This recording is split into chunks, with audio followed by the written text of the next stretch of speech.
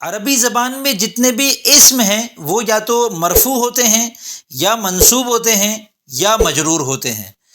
اب مرفوعات کتنے ہیں، منصوبات کتنے ہیں اور مجرورات کتنے ہیں، اس ویڈیو میں پہلے میں آپ کو مختصراً سمجھاؤں گا، اس کے بعد تفصیلی سمجھاؤں گا، تاکہ جن کو اختصار کے ساتھ مطلوب ہے ان کا بھی کام ہو جائے، اور جن کو اس کی تفصیلات چاہیے ان کے لیے بھی یہ پوری ویڈیو انشاءاللہ مفید ثابت ہوگی۔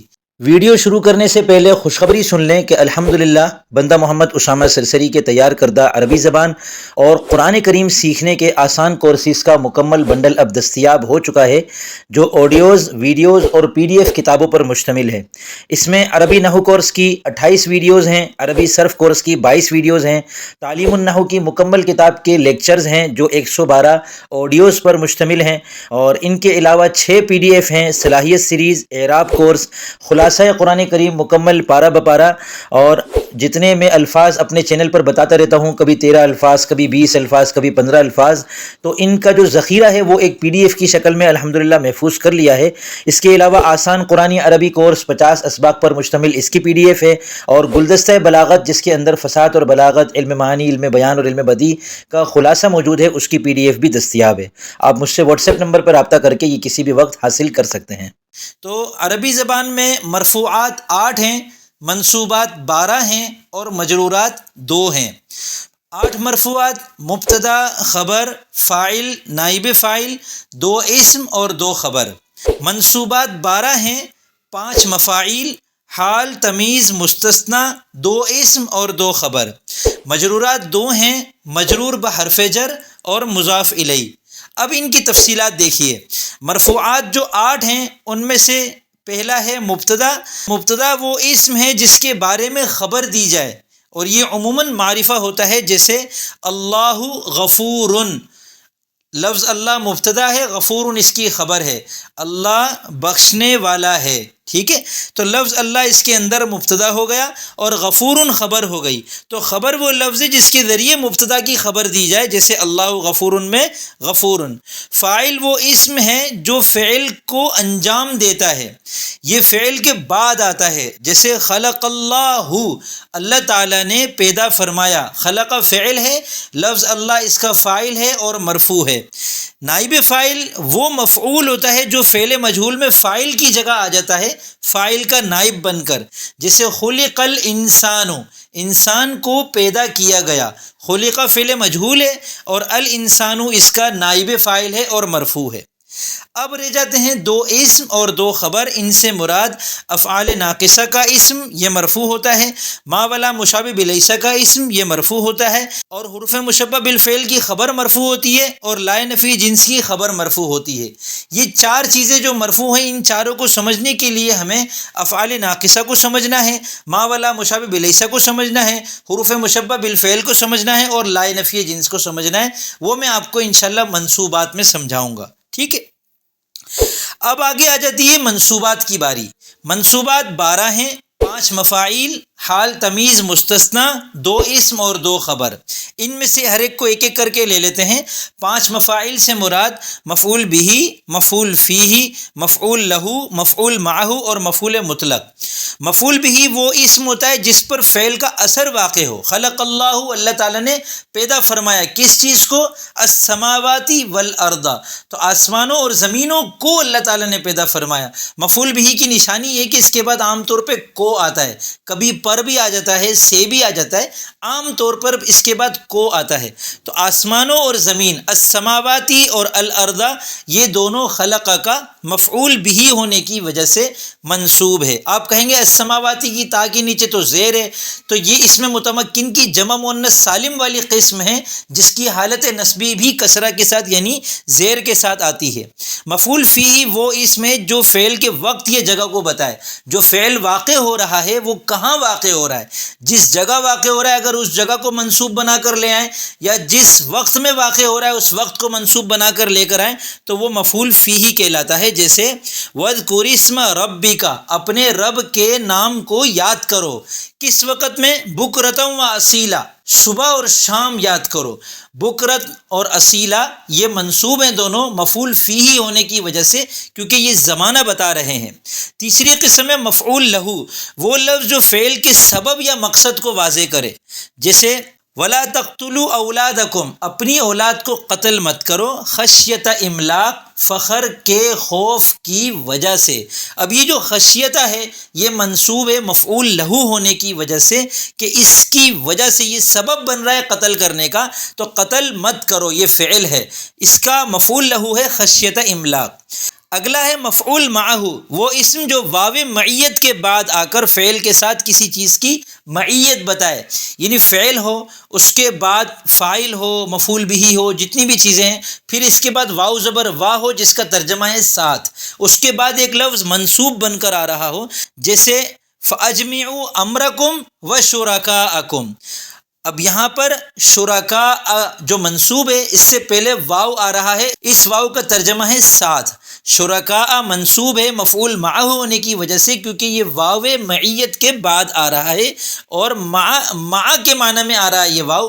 دیکھیں واو کا ایک ترجمہ ہوتا ہے اور ایک ترجمہ ہوتا ہے قسم، یہ والے واو کا ترجمہ ہوتا ہے ساتھ، تو اپنے شرکاء کے ساتھ. ٹھیک ہے. مفعول مطلق وہ مصدر ہے، ہمیشہ یاد رکھنا مفعول مطلق مصدر ہوتا ہے جو اپنے ہی فعل کی تاکید بتاتا ہے، یا اس کی نوعیت بتاتا ہے، یا اس کی تعداد بتاتا ہے. جیسے وکلم اللہ موسیٰ تکلیما، اللہ تعالیٰ نے موسیٰ علیہ السلام سے بات کی. اب اس کے بعد تکلیماً مصدر آ رہا ہے جو کہ منصوب ہے. کوئی پوچھے یہ منصوب کیوں ہے تو ہم کہیں گے مفعول مطلق ہونے کی وجہ سے. یہ کیا کر رہا ہے؟ کلمہ فعل کی تاکید بیان کر رہا ہے، کہ بتاکید اللہ تعالیٰ فرما رہے ہیں کہ تاکیدی طور پر میں یہ بتا رہا ہوں کہ اللہ نے موسیٰ سے بات کی. یہ تاکیدی کیوں بتا رہے ہیں؟ کیونکہ اپنے خالق و مالک سے براہ راست بات کرنے کی جو شان اللہ تعالیٰ نے عطا فرمائی وہ موسیٰ علیہ السلام کو عطا فرمائی تھی. تو اس کا جب مخاطب کو کسی بات کا یقین دلانا ہو تو تاکید پیدا کی جاتی ہے. چھٹی چیز ہے حال، وہ اسم جو فاعل یا مفعول یا کسی اور لفظ کی حالت بیان کرے. یہ عام طور پہ نکیرہ ہوتا ہے. ولا تمشی فی الارض مرحا، زمین میں اس حال میں مت چلو کہ تم اکڑ رہے ہو، اترا رہے ہو. تو مرحن یہاں پر لا تمشی فعل کے فاعل کا یعنی انتا ضمیر کا حال واقع ہونے کی وجہ سے منصوب ہے.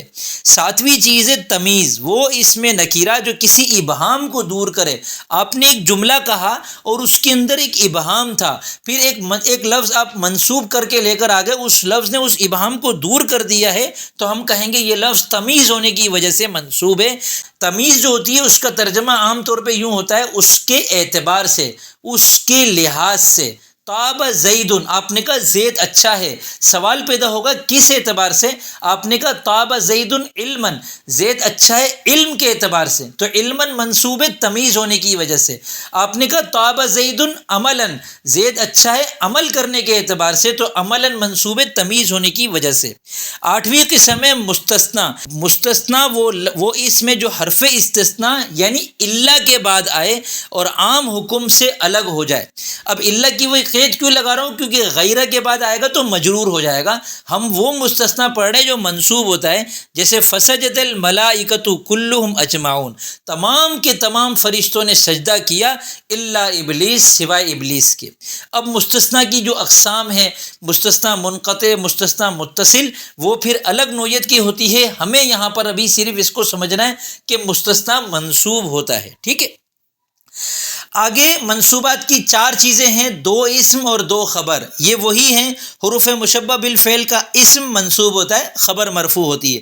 لائے نفی جنس کا اسم منصوب ہوتا ہے، خبر مرفوع ہوتی ہے. افعال ناقصہ کی خبر منصوب ہوتی ہے، اسم مرفوع ہوتا ہے. ما ولا مشبہ بلیس کی خبر منصوب ہوتی ہے اور اسم مرفوع ہوتا ہے. تو اب مرفوعات میں بھی یہ چار چیزیں آئی تھی، منصوبات میں بھی یہ چار چیزیں آئی ہیں، ان کو بھی اچھی طرح سمجھ لیں.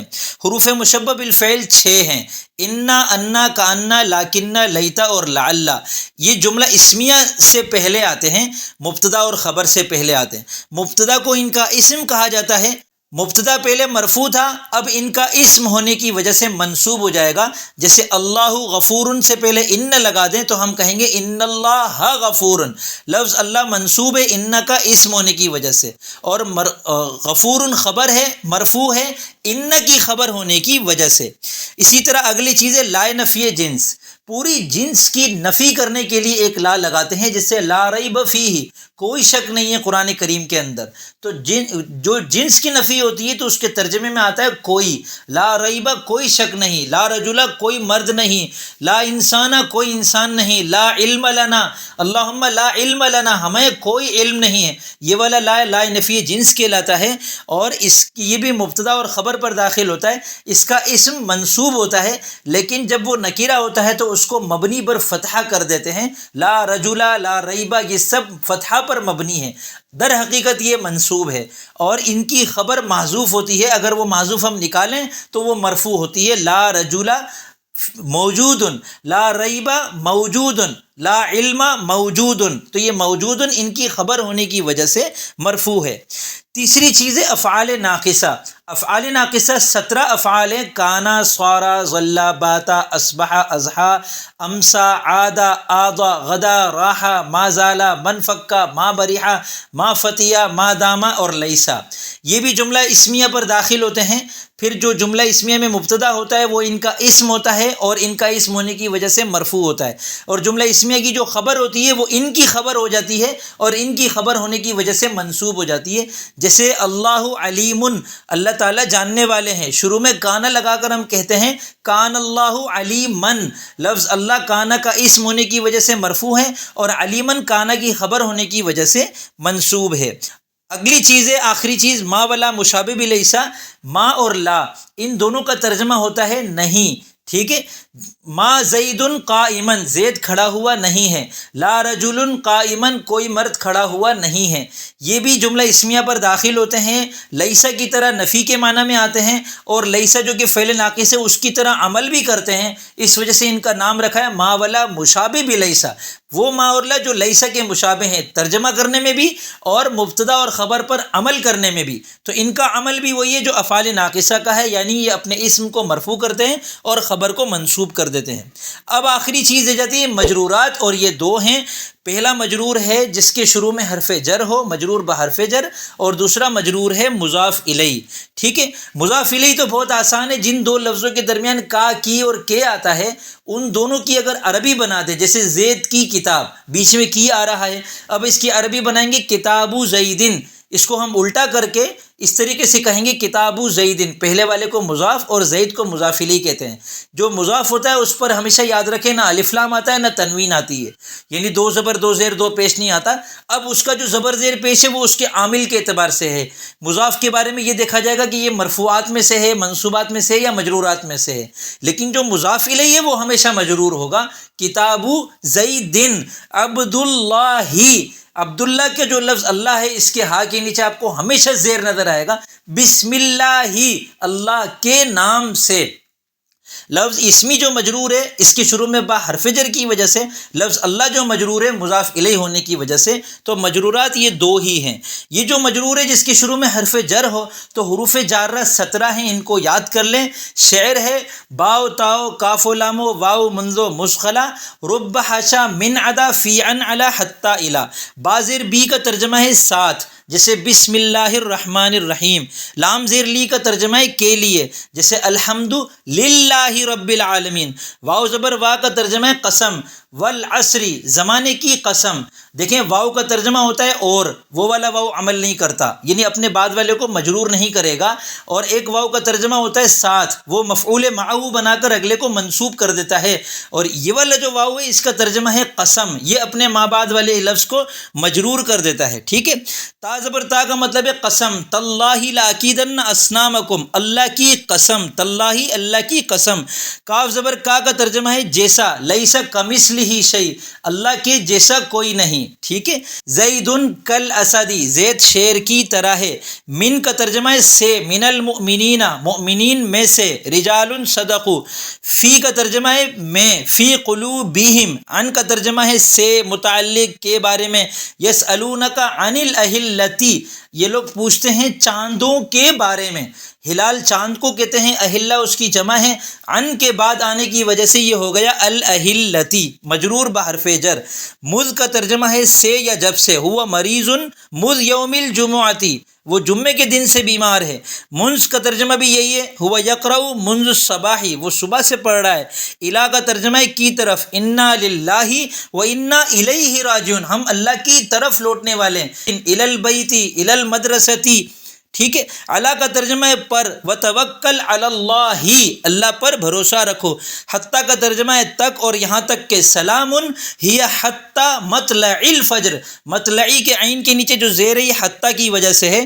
اسی طرح 14واں لفظ ربا، اس کا ترجمہ ہے بسا اوقات، رب رجل کریم، یہ اس کا ترجمہ ہوتا ہے بہت سے، رب رجل کریم یسکن فی ہذہ المدینہ، بسا اوقات کوئی شریف آدمی اس شہر میں رہتا ہے، یا بہت سے شریف آدمی اس شہر میں رہتے ہیں۔ اور اس کے بعد ما لگا کر اور اس کی تشدید کو ختم کر کے ہم ربما بھی کہتے ہیں، ربما یود الذین، اس صورت میں یہ جر نہیں دیتا ما کی وجہ سے، ٹھیک ہے۔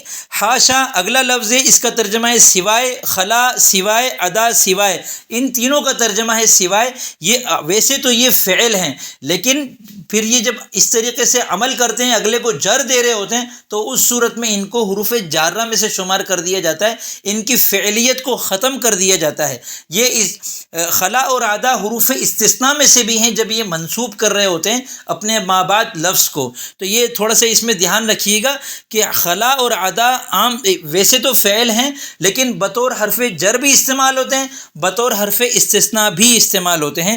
آخر میں آپ کو پھر شعر سنا دیتا ہوں، باؤ تاؤ کاف و لام و واؤ منذ مشخلا رب حاشا من عدا فی عن علی حتی الی۔ اب اس ویڈیو کا کام یہ ہے کہ مرفوعات، منصوبات اور مجرورات میں سے ہر ایک کی مثالیں قرآن کریم میں سے تلاش کریں، اور جو مثال آپ کو ملتی جائے وہ نیچے کمنٹ میں مجھے مثالیں دکھاتے جائیں کہ یہ لفظ ہے، یہ مرفوع ہے، یہ مرفوعات میں سے فلانی قسم ہے، یہ لفظ ہے منصوب ہے، یہ منصوبات 12 منصوبات میں سے فلانا ہے، اور یہ مجرور ہے اور یہ 2 مجرورات میں سے فلانا ہے۔